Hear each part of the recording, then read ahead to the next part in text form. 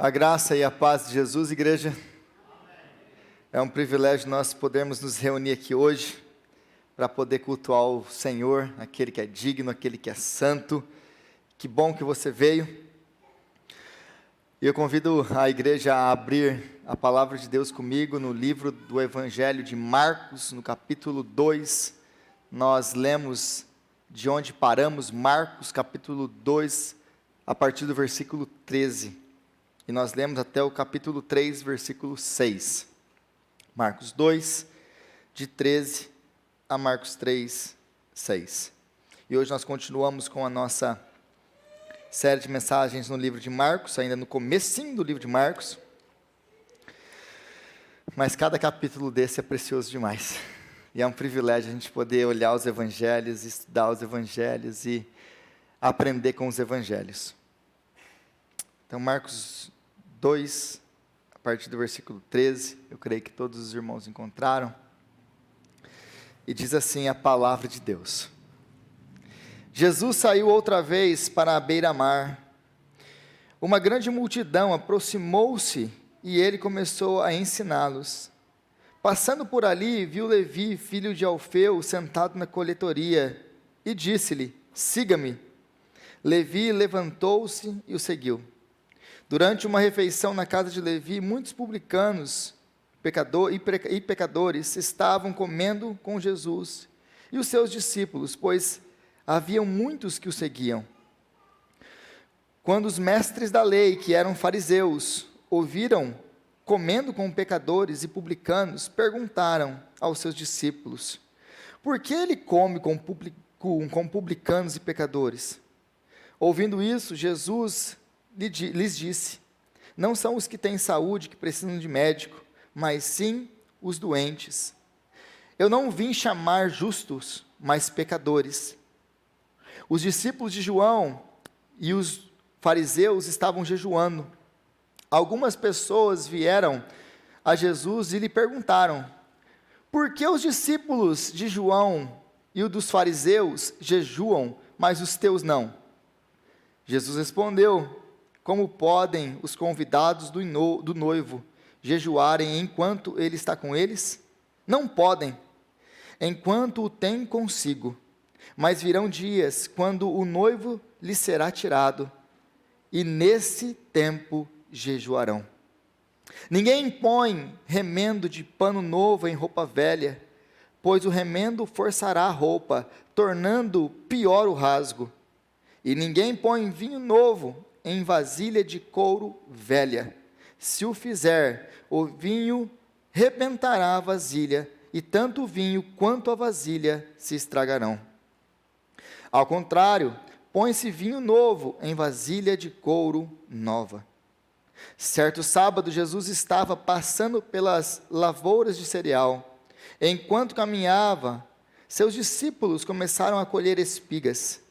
Os fariseus lhe perguntaram: olha, por que eles estão fazendo o que não é permitido no sábado?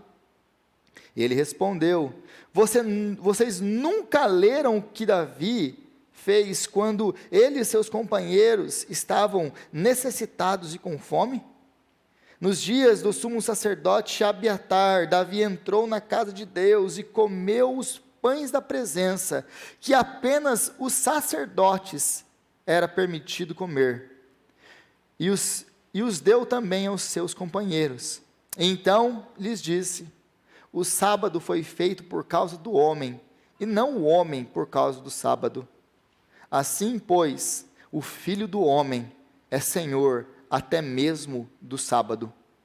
Noutra ocasião, ele entrou na sinagoga e estava ali um homem com uma das mãos atrofiadas. Alguns deles estavam procurando um motivo para acusar Jesus. Por isso, o observavam atentamente para ver se ele iria curá-lo no sábado. Jesus disse ao homem da mão atrofiada: levante-se e venha para o meio. Depois, Jesus lhes perguntou: o que é permitido fazer no sábado? O bem ou o mal? Salvar a vida ou matar? Mas eles permaneceram em silêncio. Irado, olhou para os que estavam à sua volta e, profundamente entristecido por causa do coração endurecido deles, disse ao homem: estenda a mão. E ele a estendeu, e ela ficou restaurada. Então os fariseus saíram e começaram a conspirar com os herodianos contra Jesus, sobre como poderiam matá-lo. Palavra de Deus. Senhor, nós queremos agora te clamar, ó Pai, pedindo ao Senhor que o Senhor venha agora nos dar entendimento da sua palavra. Que o Senhor venha, Pai, nos livrar de toda a distração. Que o Senhor venha nos livrar de tudo aquilo que não vem do Senhor agora. Para que possamos levar todo o pensamento cativo a Cristo. E para que a sua palavra venha transformar as nossas vidas. Deus, eu oro a Ti que o Senhor venha mesmo glorificar o Teu santo nome através da exposição da sua palavra.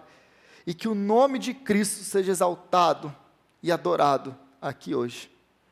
Essa é a nossa oração, no nome santo do nosso Senhor e Salvador Jesus Cristo. Amém. Amém. Se você estiver com a sua Bíblia aberta aí, você não feche, nós como sempre vamos usar muito a Bíblia, você vai ver que se você tiver a NVI, que é a versão que eu acabei de ler, ou se tiver qualquer outra versão, você vai ter subtítulos aí. A partir do versículo 13, nós temos aí, até o versículo 17, nós temos aquilo que nós chamamos de perícope, ou uma passagem completa, que é uma história ali completa, que é a história do chamado de Levi. Depois disso, nós temos então, Jesus sendo interrogado por causa do jejum, que vai aí do versículo 18 até o versículo 22. Depois nós temos Jesus e o sábado, que começa no 23 e vai até 3:6. Mas se você prestar atenção no que eu fiz aqui, eu li todos esses textos juntos. E por que eu li todos esses textos juntos? Não seria mais fácil pregá-los individualmente? Talvez sim, mas eu gostaria que você olhasse esse texto como algo completo.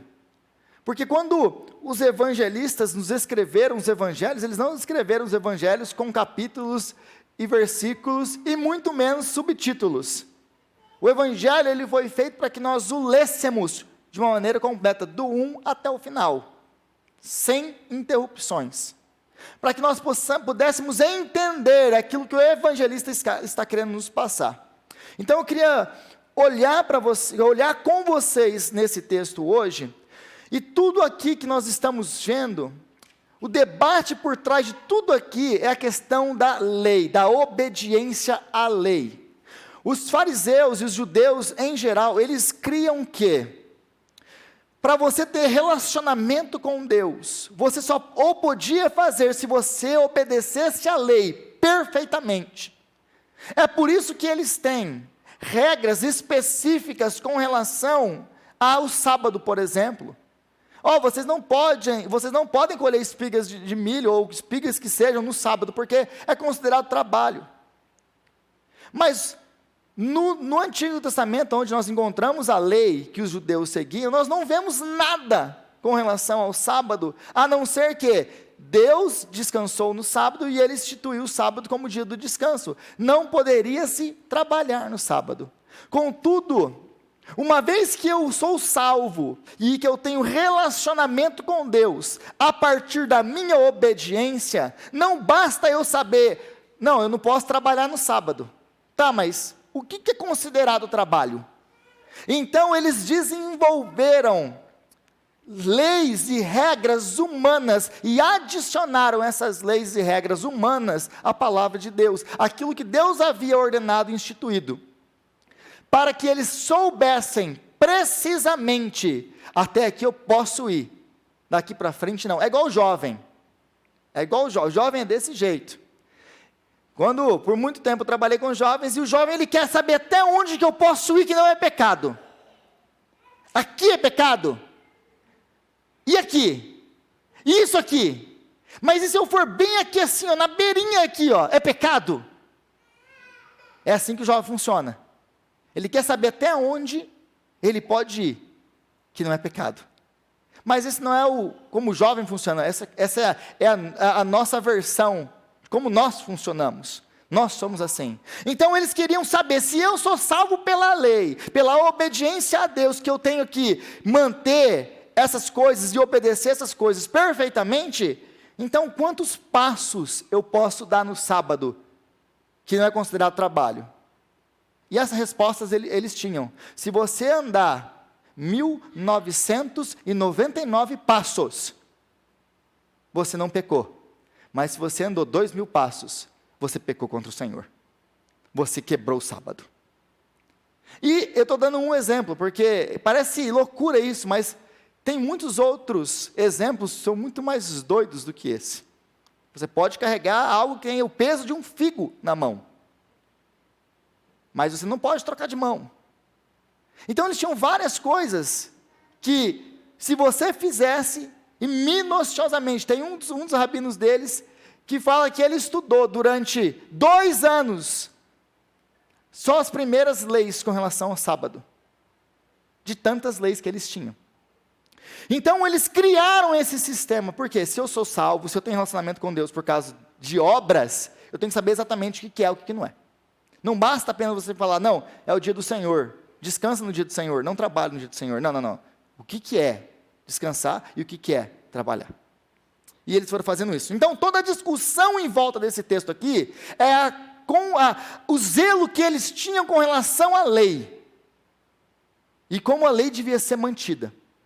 E note aqui, agora, se você ainda não percebeu na nossa leitura, que os fariseus eles fazem 3 perguntas para Jesus, que Jesus vai responder a todas elas, de uma maneira genial. E Jesus vai fazer uma pergunta, que eles não vão conseguir responder. Então, Jesus faz uma pergunta, os fariseus fazem 3 perguntas. A primeira pergunta que a gente encontra aí, no versículo 16, tem a ver com Jesus se associando ou comendo com pecadores. Por que o mestre de vocês come com pecadores? A segunda pergunta que eles vão fazer é, por que o mestre de vocês, ou por que os discípulos, seus discípulos não jejuam? A terceira pergunta que eles vão fazer para Jesus é, por que vocês não obedecem ao sábado? Então são todas perguntas relacionadas à lei. Eles querem saber, por que vocês fazem essas coisas? Por que vocês quebram a lei de Deus dessa maneira? Então é isso que esse texto, é sobre isso que esse texto está falando, e é sobre isso que a gente vai falar aqui um pouquinho hoje. Mas antes disso, se você voltar comigo para o versículo 13, Jesus saiu outra vez para a beira-mar. Uma grande multidão aproximou-se e ele começou a ensiná-los. É interessante aqui, mais uma vez, notar a ênfase que Marcos dá ao ensino de Jesus. A ênfase que Marcos dá a Jesus como pregador. Ele está saindo, juntou a multidão. O que Jesus faz? Um monte de milagre? Não. Jesus prega a palavra. Jesus ensina a palavra. O foco, o centro do ministério de Jesus não é milagre. O centro, o foco do ministério de Jesus é a pregação, é o ensino da palavra. Milagre é consequência. O foco que ele tinha era ensinar a palavra de Deus. Existe em nós algo muito errado quando o nosso foco são milagres, são o sobrenatural, são essas coisas, e não a palavra de Deus e não o ensino da palavra. Quanto mais nós vemos os cultos evangélicos, nós vemos cada vez mais cantoria e menos palavra, mais profetada e menos palavra. Quando Jesus, ele deixa muito claro que o nosso trabalho é pregar a palavra. O meu trabalho é pregar a palavra. Eu fui chamado para isso. O chamado de todo pastor é pregar a palavra, é ensinar a palavra em tempo e fora de tempo. Juntou ali uma multidãozinha, é pregar a palavra, pega a palavra, vamos compartilhar a palavra. A palavra é o centro. A palavra é o centro. Agora, continua aí. O versículo 14, passando por ali, viu Levi, filho de Alfeu, sentado na coletoria e disse, siga-me. Levi levantou-se e o seguiu. Agora, para que a gente possa entender o escândalo dessa passagem, nós precisamos entender quem é Levi e o que é ser um coletor de impostos no tempo de Jesus. Porque hoje o coletor de impostos é o cara do IRS que a gente não gosta muito, da Receita Federal, né? Aquele cara que não é muito legal. E os caras associados a ele, por exemplo, o Leandro, que trabalha lá para ficar sabendo quanto a gente tem que pagar de imposto, o Eduardo agora, que abriu uma firma disso. Né? Essa galera a gente não gosta muito deles, mas a gente aceita eles porque eles são os irmãos em Cristo. Mas naquele tempo não era assim. Naquele tempo não era assim. Quando alguém se associava a Roma para ser um coletor de imposto, essa pessoa, Levi aqui, ele é um judeu. É um judeu de origem de pai judeu, de mãe judeu, que vive em Israel, mas ele deliberadamente, por ganância, ele trai a sua nação, ele abandona a sua nação, e acima de tudo, ele abandona o temor do Senhor, porque agora ele se associa com Roma, para cobrar impostos do seu povo, do seu próprio povo, e o problema não era que ele cobrava impostos que Roma demandava, porque tinha, vamos supor, Roma te manda pagar 30% do seu salário, você tem que pagar para Roma. O Levi, aqui no caso, ele tinha que cobrar esses 30%, mas ele era livre para cobrar quanto ele quisesse depois disso. Então ele era livre para cobrar os 30% e agora daqui para frente o que passar para você é lucro seu. Então esses homens, eles eram corruptos e eles roubavam o povo, extorquindo o povo, colocando para eles cargas tributárias tão grandes que eram impossíveis de ser pagas. Por quê? Porque era a maneira deles ficarem ricos. Então esses homens eram odiados, tanto que nem dízimo eles podiam dar, porque o dízimo deles era considerado como roubo. Eles conseguiram aquele dinheiro roubando o povo. Esse dinheiro é sujo, você não pode consagrar esse dinheiro ao Senhor. Então eles eram considerados tão impuros como os leprosos. É por isso que Marcos ele coloca o relato da cura de um leproso, e depois, agora o chamado de Levi, um próximo do outro. Por quê? Porque os dois eram considerados impuros, homens que ninguém se associava, homens que você não queria ter nada com eles. Era Levi. Eles eram tão impuros, que você não poderia ter nenhum tipo de relacionamento com ele, e muito menos entrar na casa dele. Entrar na casa de um levita, de um cobrador de impostos, de um publicano, era o mesmo que você tocar num leproso.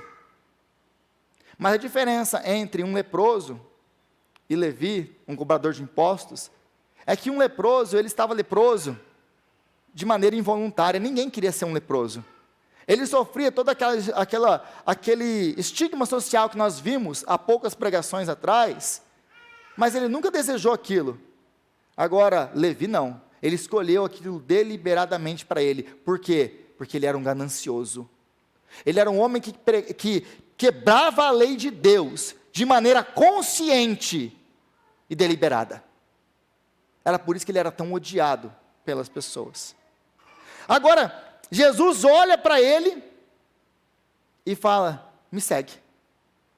Como é que é, Jesus? Aí você imagina os outros pescadores, por exemplo, que já não eram homens muito bem vistos, mas pelo menos eu sou um pescador. Eu não sou um cara desse aí, Deus, ô Jesus. Mas é isso mesmo que eu quero, me segue. E ele vem e segue a Jesus. Agora, depois disso, a partir do versículo 15, nós temos que durante uma refeição na casa de Levi, muitos publicanos e pecadores estavam comendo com Jesus e seus discípulos. E é interessante aqui agora que Jesus ele já entrou, ele já está impuro, porque ele já está associando. Mas não apenas isso, os judeus não comiam com ninguém que não fosse do seu povo, por vários motivos. O judeu ele não entrava na casa de um gentil, porque o gentil, ele não obedecia às leis de ritual de pureza do povo. Ele não obedecia à lei de Moisés. E comer, então, é uma coisa que é um absurdo, porque existiam várias coisas com relação à dieta alimentar dos judeus. Tinha uma maneira de cozinhar, que não era qualquer jeito que cozinhava. Não era qualquer alimento que eles comiam. Porque essas coisas eram marcadores de que eles eram um povo de Deus. A dieta alimentar, o sábado, o templo, são coisas que marcavam o judeu como judeu. Então, comer para o judeu era uma coisa muito importante, porque o ato de comer com em toda aquela cultura, até mesmo para os romanos, é o ato de você ter relacionamento de intimidade com, de você pertencer ao mesmo grupo social, é de você ser íntimo daquela pessoa e fazer parte daquele grupo, é você se identificar com ele, é você passar a comer com alguém que é família. Era uma coisa muito importante e muito íntimo comer com alguém. Você não chama qualquer um para comer na sua casa, chama? Para eles o negócio era muito mais embaixo. Então quando Jesus ele entra na casa de Levi, e é interessante aqui que vai falar que tem muitos publicanos e pecadores, o cara acabou de converter, acabou de começar a seguir Jesus, e já chamou a família inteira dele, os amigos, todo mundo para estar ali, para compartilhar Jesus. Muitas vezes a gente está aqui com Jesus andando faz 20 anos, não fala de Jesus para ninguém. Eu costumo falar que é o 007 de Deus. É o agente secreto de Deus. Eu sou crente, mas só você que sabe. Ninguém mais sabe. Agora Levi começa a seguir Jesus, a próxima coisa que ele faz é juntar uma galera para ouvir Jesus. Para ver Jesus, para ter um encontro com Jesus. Mas, então Jesus entra, e agora, o que Marcos quer nos dizer, e ele quer deixar muito claro para nós aqui, com relação a essa ida de Jesus à casa desse publicano. Ele quer deixar claro isso. Jesus agora ele está se identificando com eles. Agora Jesus, ele está sendo como um deles. De tal forma, ele está se tornando como um, que agora ele também é considerado um pecador. Agora, o que Marcos quer falar para você e para mim? Qual que é a lição que ele quer que você entenda disso aqui? É que Jesus se identificou com você.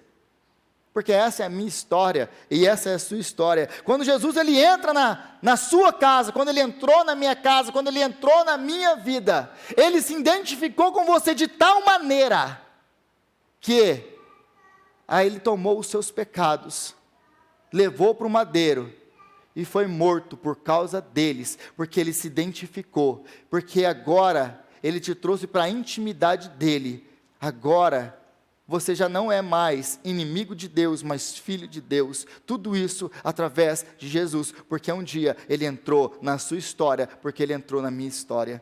É isso que Marcos quer deixar muito claro aqui. Jesus ele se identifica conosco de tal maneira que agora ele é visto como um de nós. Ele é o Galileu, ele é o Deus, o Emanuel, aquele que se encarna e habita no meio de pecadores, ao ponto de ser crucificado no nosso lugar. Ele se identifica tanto que ele toma sobre ele os nossos pecados. Agora no versículo 16, o texto vai nos dizer que quando os mestres da lei, que eram fariseus, o viram comendo com pecadores e publicanos, perguntaram aos seus discípulos, por que ele come com publicanos e pecadores? E essa é a primeira pergunta que eles fazem, por que ele come com publicanos e pecadores? Por que esse homem, ele anda com esse tipo de gente? Qual que é o problema dele? Agora, é interessante notar que essa pergunta, se você analisar ela com calma, o que está implícito nessa pergunta deles?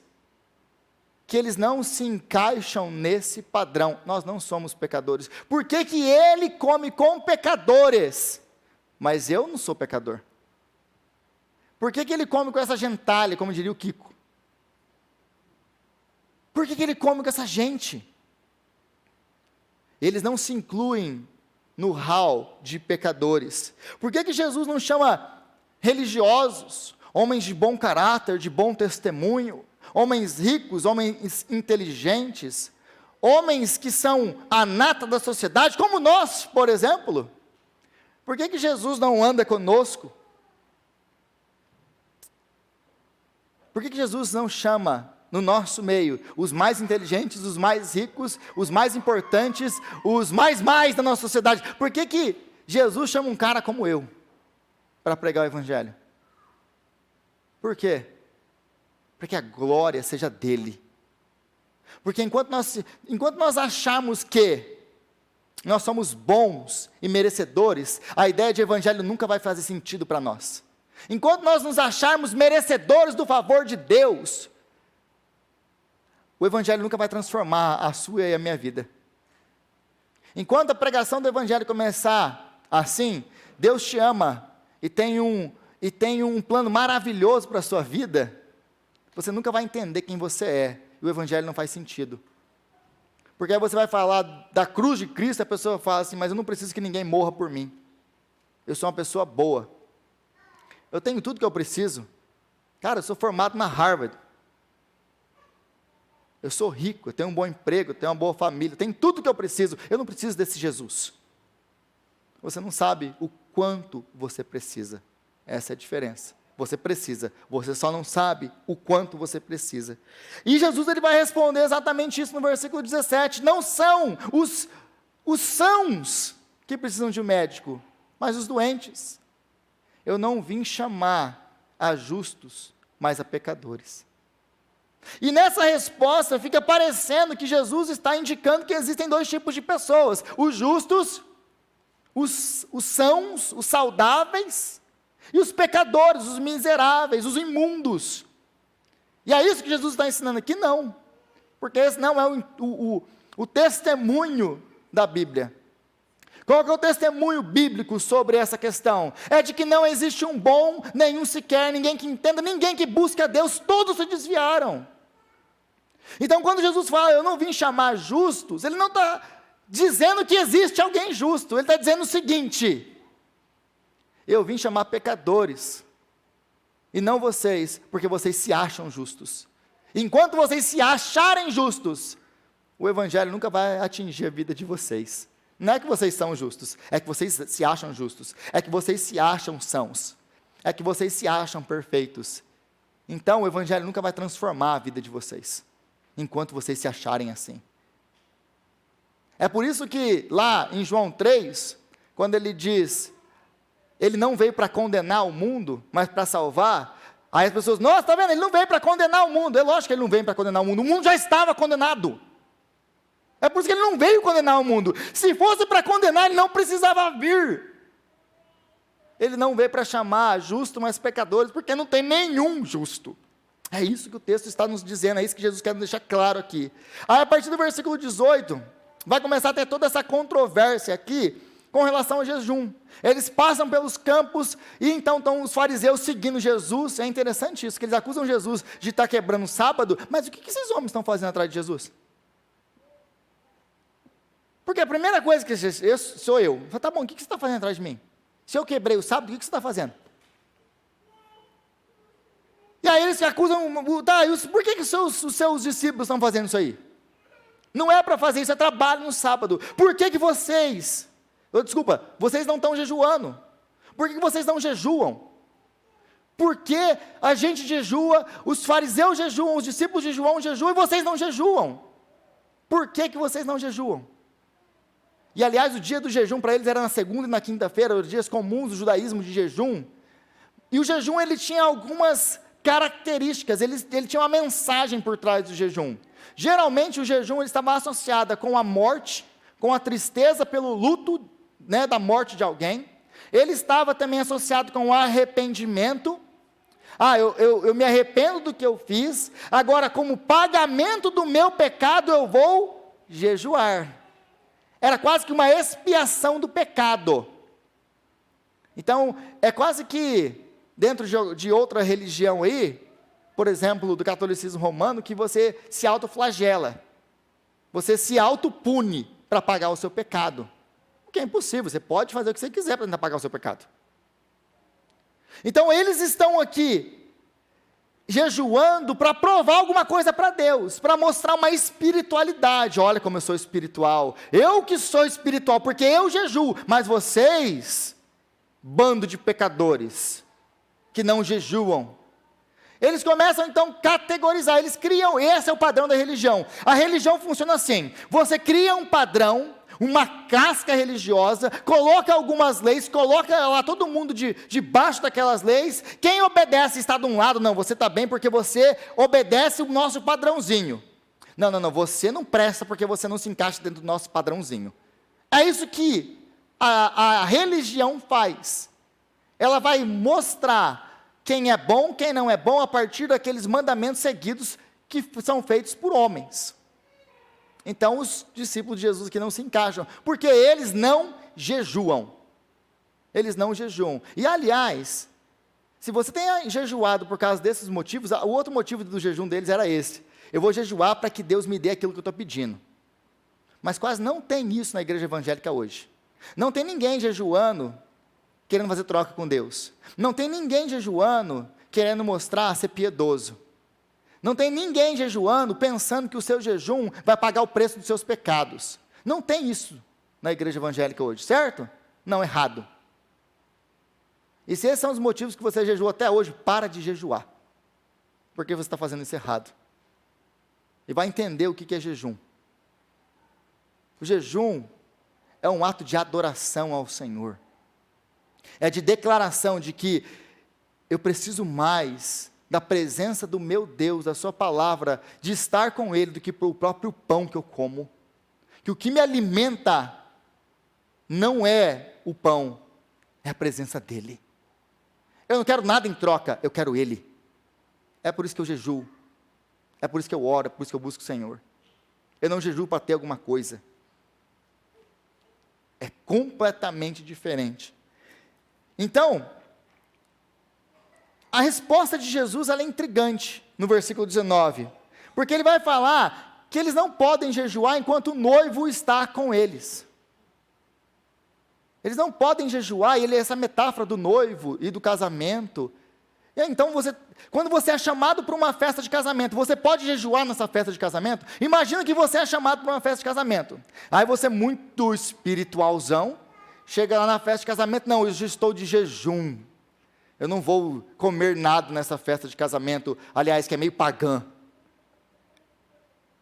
Isso é rude. Você pode fazer um negócio desse? Não. Não, você foi chamado para uma festa de casamento, um momento de alegria, um momento de celebração, não é um momento de jejum. Então Jesus fala, nem que eles quisessem, eles poderiam, enquanto o noivo está com eles. Por que isso aqui é importante? Por que Jesus usa esse exemplo? Por que ele fala do noivo? Quem é o noivo? Quem é o noivo? Se você olhar para o Antigo Testamento, em várias e várias passagens, quem é tido como o noivo, ou como o marido de Israel, a sua esposa, é Deus. Se você abrir passagens como Isaías, capítulo 54, Jeremias capítulo 2, Ezequiel capítulo 16, Oséias capítulo 2, você vai ver o Senhor falando de Israel, como fala com a sua noiva, com a sua esposa. Vocês me traíram, vocês me abandonaram. Eu lembro do começo, quando vocês me seguiam no deserto, mas eles traíram o Senhor, o seu marido. Aliás, a idolatria sempre é tida no Antigo Testamento como o quê? O mesmo pecado de adultério. Idolatria é adultério, porque eles buscaram outros deuses que não o Senhor, eles estão adulterando o Senhor, porque eles são casados com o Senhor. Nós agora, no Novo Testamento, somos a noiva de Cristo. Agora, quando ele chega para Jesus, Jesus chega para eles e fala assim, eles não podem fazer porque o noivo está com eles. Como assim? Eles entendem o que para nós não é tão claro. Eles entendem naquele exato momento de quem ele está falando. Ele está se colocando no lugar de Deus. Eles não podem, porque existia uma promessa de que Deus viria, interviria. Agora o noivo chegou, e o noivo veio trazendo boas novas. O noivo veio trazendo salvação. O luto acabou. Não tem como jejuar agora, porque ele veio trazendo. Agora a festa de salvação, reconciliação, perdão. É isso que ele veio trazer. Ele está falando, eu e o Pai somos um, eu sou Deus. É uma afirmação cristocêntrica que Jesus está fazendo aqui. Ele está falando dele. E como todas as escrituras, de Gênesis a Apocalipse, aponta para ele. Nós precisamos aprender a ler as escrituras com os olhos, com as lentes de Cristo, e procurar em toda a escritura Jesus, porque é tudo sobre ele. é tudo sobre ele. Então, quando ele afirma isso, ele afirma ser o noivo está presente, eles entendem muito bem do que ele está falando. Eu vim, eu estou aqui, não tem por que ter razão para vocês jejuarem agora. O pecado foi perdoado. Aí, mas no versículo 21 e 22, ele fala uma coisa que parece que ele trocou de assunto, ele não está encaixando com o que vem depois, o que veio anterior. Ele fala: ninguém põe remendo de pano novo em roupa velha, pois o remendo forçará a roupa, tornando pior o rasgo. E ninguém põe vinho novo em vasilha de couro velha, se o fizer, o vinho arrebenta a vasilha. Tanto o vinho quanto a vasilha se estragarão. Ao contrário, põe-se vinho novo em vasilha de couro nova. E o que Jesus está falando aqui, basicamente, é isso. O que eu estou trazendo para vocês é completamente diferente do que vocês vivem. Eu não estou trazendo uma outra religião, eu não estou trazendo uma reforma na religião de vocês, eu não estou trazendo algumas mudançazinhas na religião de vocês, eu estou trazendo a graça. Chega de religião, acabou. A religião é incapaz de salvar vocês. Se você quiser colocar Jesus num sistema religioso de salvação por obras, você vai destruir os dois. Porque você não consegue colocar a graça com as obras junto. É isso que Jesus está falando aqui. O que ele veio trazer é completamente diferente do que qualquer coisa do que eles já imaginaram. Vocês não podem fazer nada para serem salvos. A lei deixa claro a incapacidade de vocês para obedecer a Deus. A lei era o tutor, a lei vai apontar para a necessidade do Salvador, porque vocês não conseguem se salvar. É para isso que a lei foi dada, para mostrar, para exaltar a nossa necessidade de Cristo. Deus sabia que ninguém nunca conseguiria cumprir com a lei. Agora veio o noivo, e o noivo veio estabelecer o novo, a graça.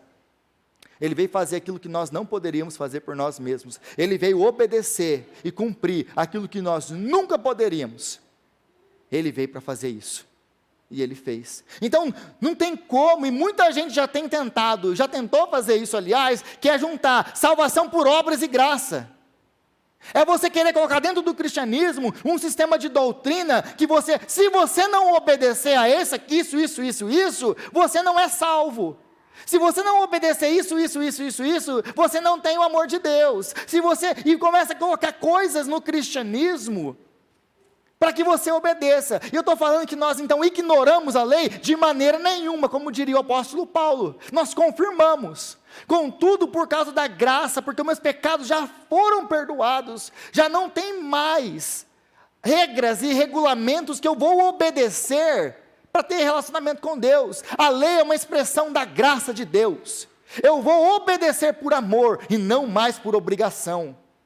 E aliás, para aqueles que pensam que a lei lá no Antigo Testamento era uma obrigação, como eles pensavam, não, eu tenho que fazer, que senão Deus vai me castigar, senão Deus não vai me aceitar. A lei nunca foi expressão de uma religiosidade por obras. A lei sempre foi expressão da graça de Deus. Porque quando Deus tira o povo de Israel do Egito, note que ele tira, note que ele faz milagres, note que ele salva, note que ele tira com mão poderosa, guia o povo, abre mar, faz um monte de coisa. Agora, vocês saíram da escravidão de Faraó e do reino das trevas, agora vocês são meus escravos. Meus, vocês pertencem a mim, porque eu salvei vocês. Então, depois que ele salva, é que ele vai dar a lei não vem antes. Deus não chega para Israel, olha, se vocês obedecerem, aqui estão os 10 mandamentos, cumpra isso aí, eu tiro vocês do Egito. É esse aqui o deal que eles têm no Antigo Testamento? A lei vem depois como expressão da graça de Deus, para que eles possam viver como um povo, se dar bem entre eles mesmos e com Deus. A lei sempre foi expressão da graça de Deus, no Novo e no Antigo Testamento. Aí continua o texto no versículo 24, e os fariseus fazem outra pergunta, agora com relação ao sábado.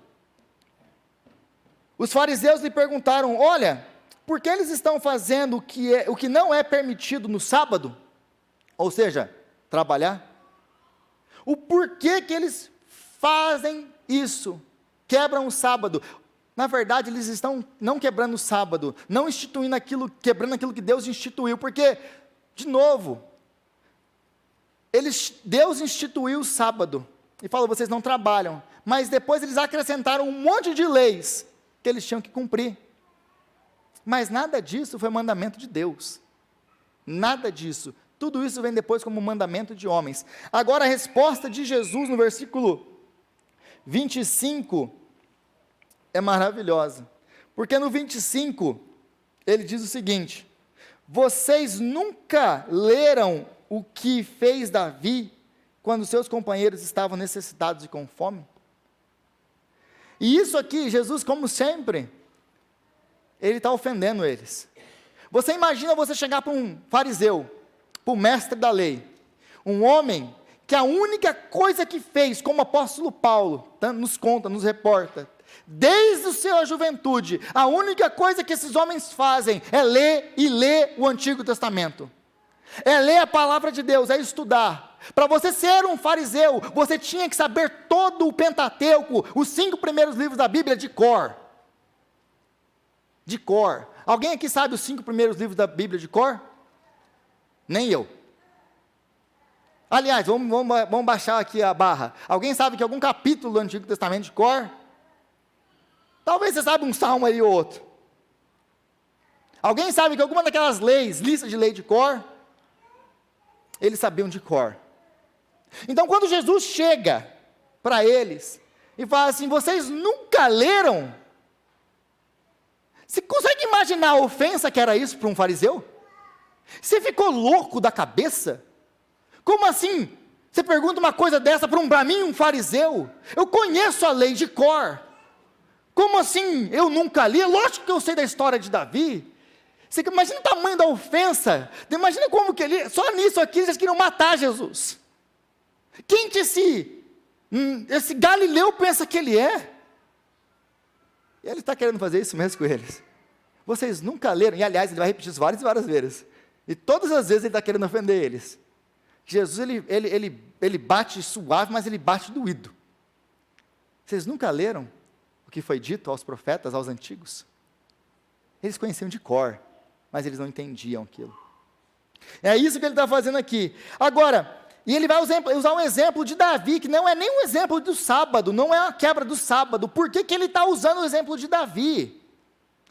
Porque Davi, ele entra, né, ele está fugindo de Saul, e aí ele está fugindo de Saul, e ele está com a galera dele toda lá, passando fome, está com fome, necessitado. Ele chega para o sacerdote e fala assim, olha, não tem pão aí?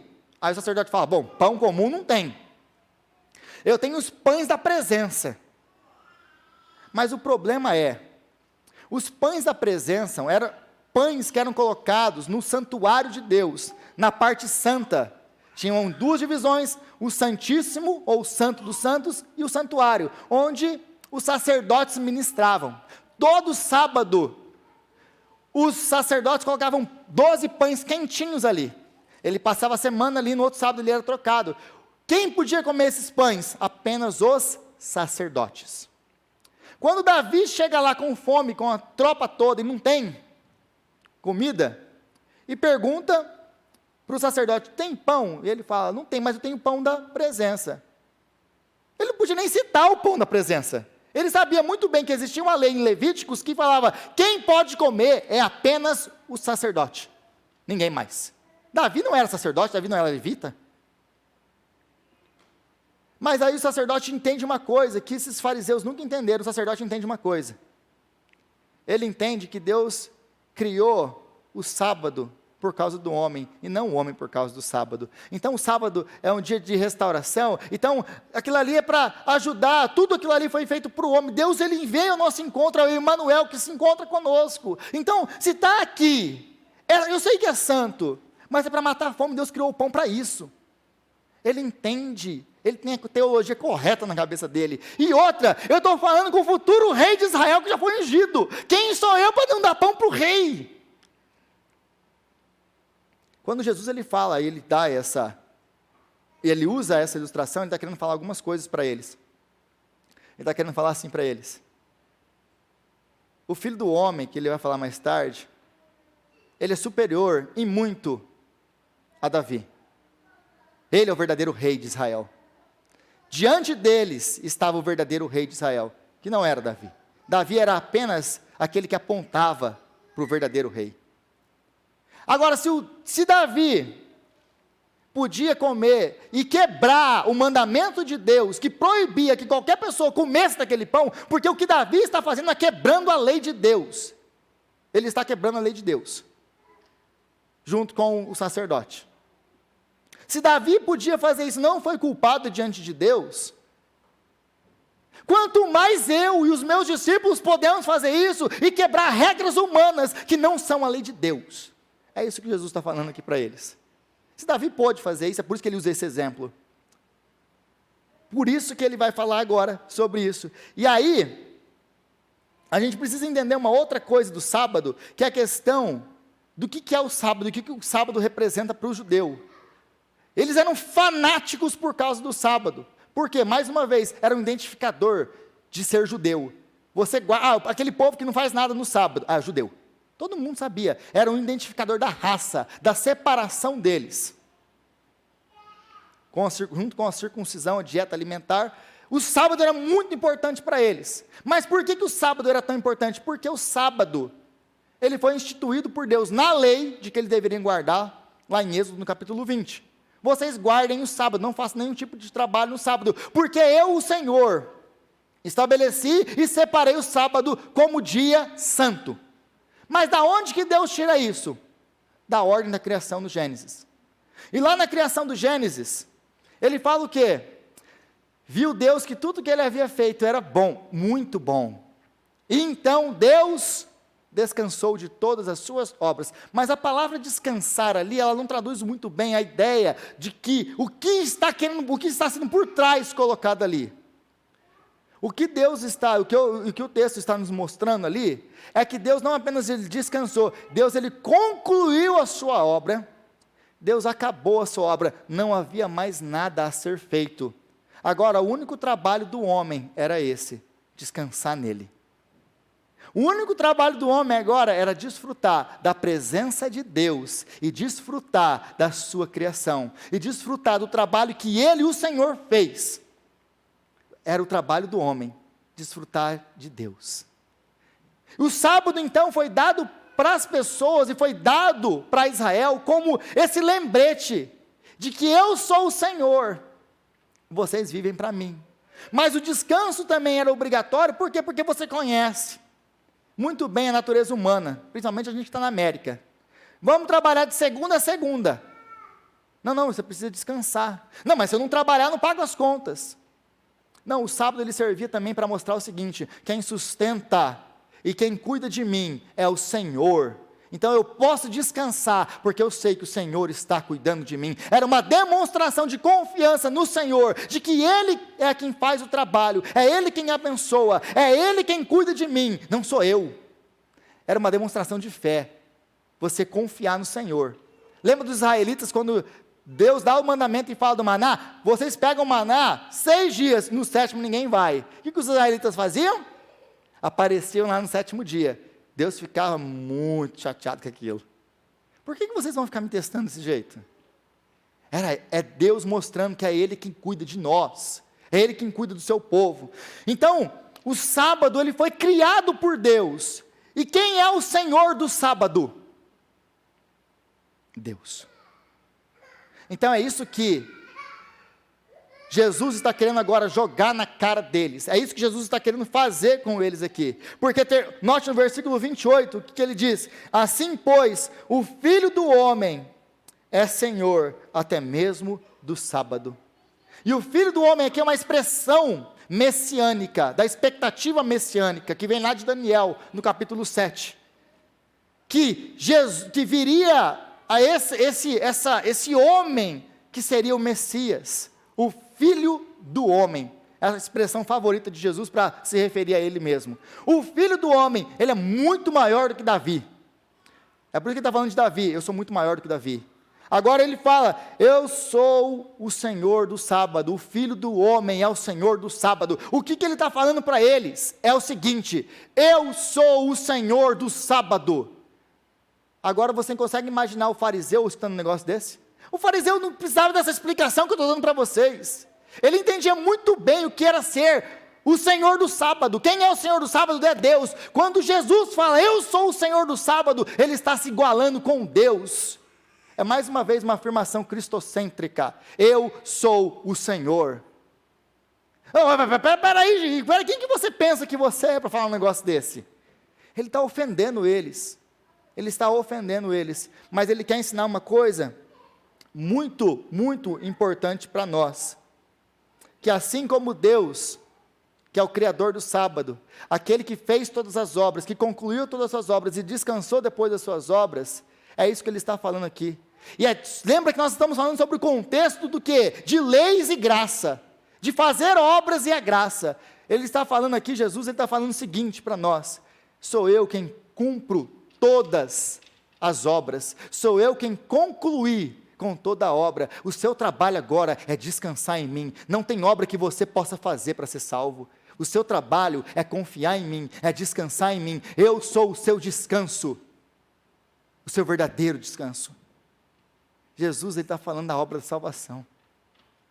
Ele não está falando de sábado, de domingo, de dia da semana. Ele está falando, eu sou aquele que veio para salvar vocês. E aqueles que descansam em mim, aqueles que me encontram e descansam em mim, eu completei as suas obras na cruz do Calvário. É isso que Jesus está falando aqui para nós. Agora nosso trabalho é desfrutar da obra que Ele fez, da comunhão que Ele nos deu, do véu que foi rasgado, e agora nós podemos entrar na presença de Deus e adorá-lo. É isso que Ele fez. Ele é o Senhor do sábado. É isso que essa frase quer dizer. Então Jesus é o nosso descanso, o nosso descanso. Agora, ele faz uma pergunta, porque agora ele vira o jogo. Ele abre a boca, ele pergunta então para eles no versículo 4. Depois lhes perguntou, o que é permitido fazer no sábado, bem ou mal, salvar a vida ou matar? Mas eles permaneceram em silêncio. É lógico que eles vão permanecer em silêncio. Por que eles vão permanecer em silêncio? Porque eles querem uma pegadinha. E eles sabem disso. Porque eles sabem, como por exemplo no caso da mulher pega em adultério em João capítulo 8, que eles trazem essa mulher para Jesus. Jesus, o que faz com essa mulher? A lei manda matar. E tu que dizes? Eles queriam pegar Jesus. Aí Jesus fala assim, quem não tem pecado, atira primeiro. E eles vão embora. E Jesus responde a sabedoria deles. Aqui Jesus faz a pergunta. O que a gente pode fazer no sábado? Fazer o bem ou o mal? E eles sabem uma coisa, que se eles respondem fazer o bem, e eles estão olhando o homem com a mão atrofiada, eles sabem, ele vai curar o homem. Ele está quebrando o sábado. Então se ele falar fazer o bem, eles vão quebrar o sábado. Se eles falar fazer o mal não pode ser feito em hipótese alguma. Eles estão numa rua sem saída, porque a religião deles levou a essa rua sem saída. A religião deles levou a isso. Jesus vai então expor a falsidade da religião das obras. Por quê? Porque ela vai levar ao orgulho e afastar as pessoas de Deus. Por que leva ao orgulho? A religião das obras, aliás, ela faz duas coisas com a gente. Ou ela te leva ao orgulho ou ao desespero. O orgulho, se você acha que você está mantendo a postura, estou obedecendo, estou jejuando, estou dando dízimo, estou lendo a Bíblia, e blá, blá, blá, blá, blá, blá, seja lá o que for o seu padrão, e não, eu sou mais santo que os outros. Isso te leva ao orgulho. Agora, se você não consegue manter o padrão da religião, leva aonde? Ao desespero. Apenas a graça pode nos exaltar sem nos humilhar. Apenas a graça pode trazer real conforto no meio das nossas tribulações, quando nada mais pode, apenas a graça. Então, a religião das obras vai sempre nos exaltar. Mas agora, é interessante que o objetivo do sábado era o que? Trazer restauração, trazer de novo, renovo das forças. Era descanso. Agora eles pegam o sábado, que era para trazer descanso, e eles transformam o sábado do quê? Em trabalho. O sábado, que era o dia de descanso, ironicamente, eles transformam em dia de trabalho. Por quê? Porque era tão difícil manter o sábado, que se tornava um trabalho. Você não vivia. O dia do sábado era um dia de preocupação, porque você não sabia o que você podia fazer e o que você não podia. Você estava sempre preocupado, eu posso, eu não posso. É um medo, é um pavor, o pavor da religião, que a religião impõe. Então eles transformaram o dia do descanso no dia do trabalho, ironicamente. Eles acabaram com o sábado. Ao ponto de, agora eles não poderem nem fazer o bem, que era o propósito do sábado. Que ao ponto deles não poderem restaurar, porque é o propósito do sábado. Porque eles fizeram tantas leis, que eles transformaram o sábado em trabalho. E agora o descanso e de restauração que foi feito por Deus, não podia mais ser completado, por causa das leis dos homens. Eles destruíram com o sábado. Agora Jesus, então, ele vai curar. E ele fala, vem para frente. Vem para frente, e ele chama, indignado, ele chama, estende sua mão, a mão é estendida e o homem é curado, na frente de todos. E a gente fica maravilhado, nossa, Jesus curou. Sim, Jesus curou. Legal, Jesus fez mais um milagre. Não é o ponto. Qual que é o ponto? O ponto é o mesmo ponto que Jesus curando um paralítico que desce no meio do teto. Jesus olha para o paralítico e fala, meu filho, os seus pecados estão perdoados. Ué, Jesus, não é isso que o cara precisa. Ah, não? O que ele precisa? É óbvio, né, Jesus? Esse cara está aí, ó, não pode andar. Ah, é? E aí os fariseus estão pensando na cabeça deles, por que ele blasfema? É mais fácil eu perdoar pecados, porque perdoar pecado qualquer um. Flávio, seus pecados estão perdoados, vai embora tranquila. Aí vocês olham para mim, o que o Rodrigo pensa que ele vai perdoar pecado? Vocês estão certos nisso? Quem sou eu? Agora ela entra aqui, de cadeira de roda, eu falo assim, para te provar que eu tenho autoridade para perdoar o pecado dela, levanta e anda. Aí a figura muda. Então Jesus não está curando um paralítico, ele está perdoando o pecado. A cura vem para provar que ele tem autoridade para perdoar pecados. Aqui é a mesma coisa. Ele acabou de afirmar, eu sou o Senhor do sábado.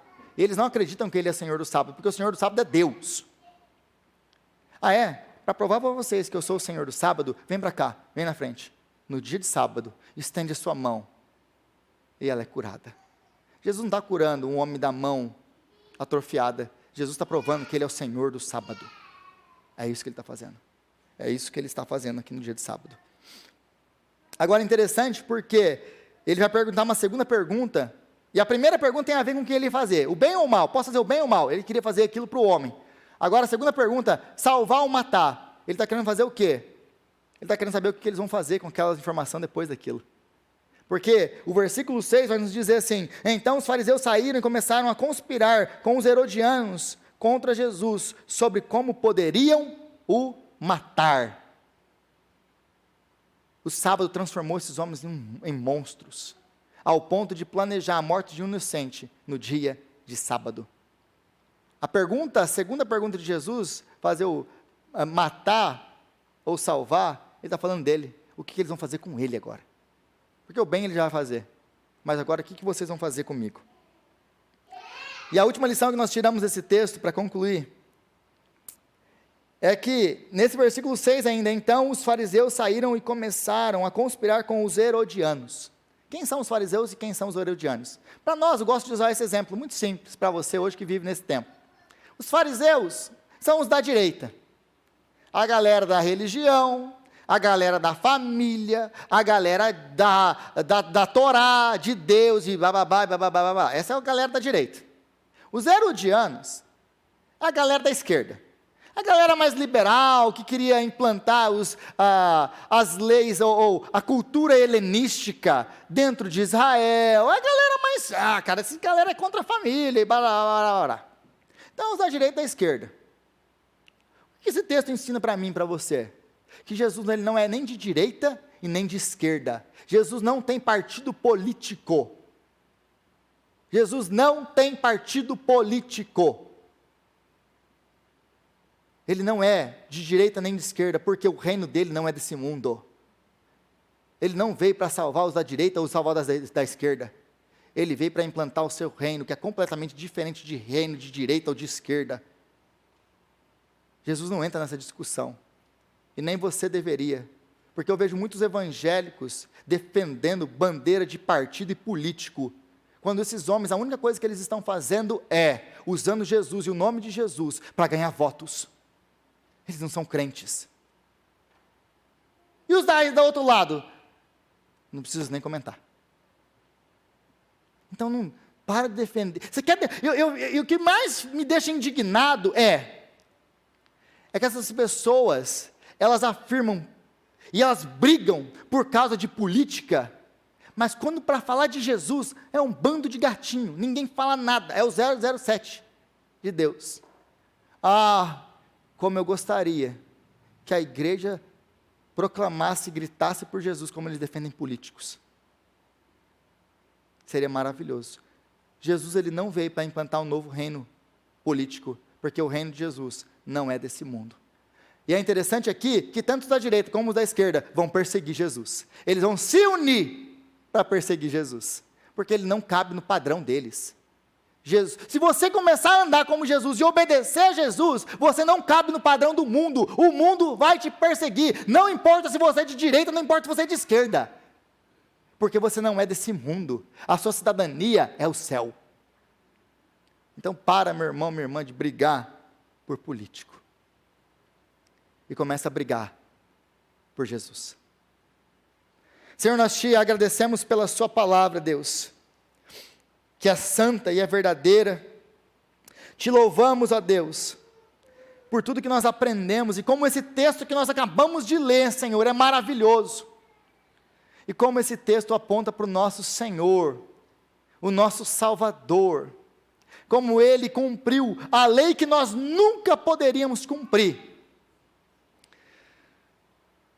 nos trazendo então salvação, perdão, reconciliação.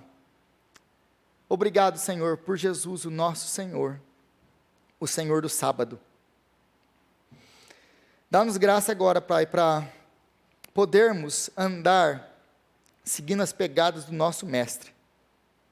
Dá-nos graça, Pai, para podermos sermos exemplos e verdadeiros seguidores de Cristo, nesse mundo que precisa ouvir a palavra do Senhor.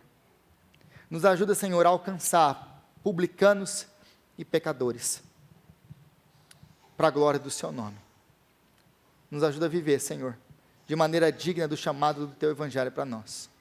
É o que nós oramos em nome de Jesus. Amém e amém.